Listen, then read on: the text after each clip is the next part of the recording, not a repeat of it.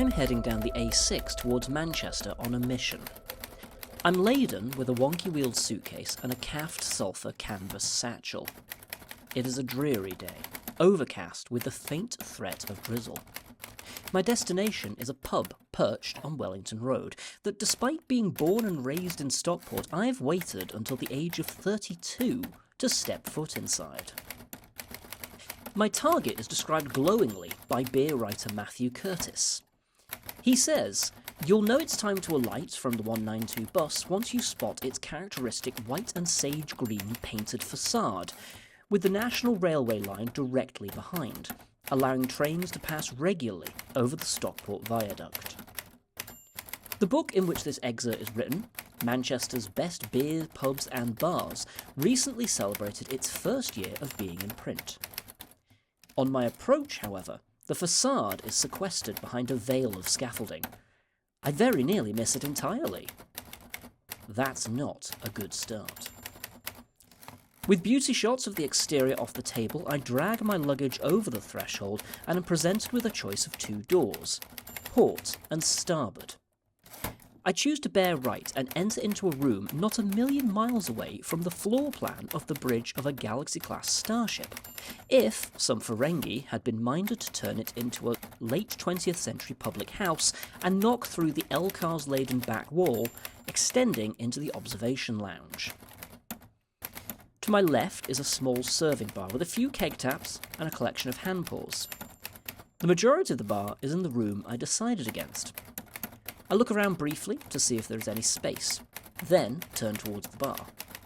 A barman, who seems miserable to be here, points up at a television on the wall. "Beers are up there." I'm not quite at the ordering stage, but I nod as thanks and have a quick glance before going back to assessing the room. The interior is a maze of nooks and crannies, comprising plushly furnished banquettes, upholstered variously in autumnal leaf-patterned fabric to the right, and a sage and scarlet tartan number on the left.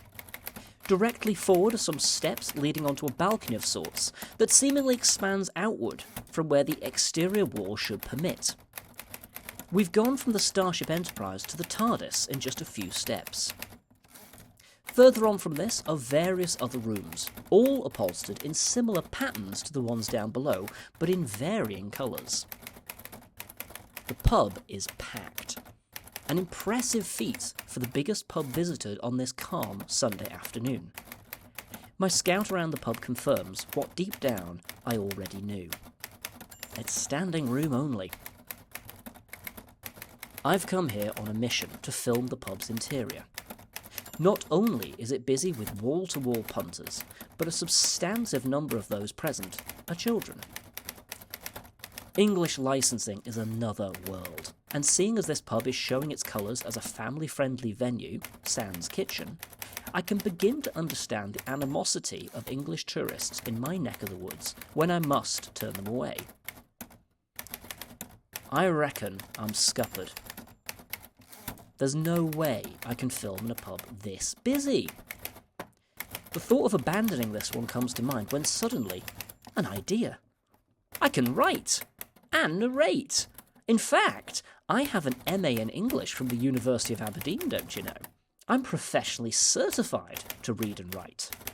What a clever sausage I am. From the sulphur satchel comes the Sylvine pocket and a Lamy safari, also in yellow. The mission is back on. The magnet lives and breathes beer. The dizzying array of pints on cask and keg include a pale ale from Sonoma, a cask pale from Ayum, a brewery that names its beers after various aspects of the Black Death, and somehow a Batham's Bitter. I've just noticed that last one. I'm currently sipping on a pumpkin spice porter from Wakey Wakey Brew called Nightmare Before Xmas. Batham's, however, is the stuff of legend in its native black country and is as rare as hen's teeth. Despite having another pub to visit today, I decide I'm staying for one more. Adorning the walls of the pub are framed examples of brewing ephemera. In one, an example from Banktop Brewery advertising a cask blonde ale, with the sultry depiction of a fair-skinned blonde bedecked in primrose satin. Sex sells, even rendered in gouache.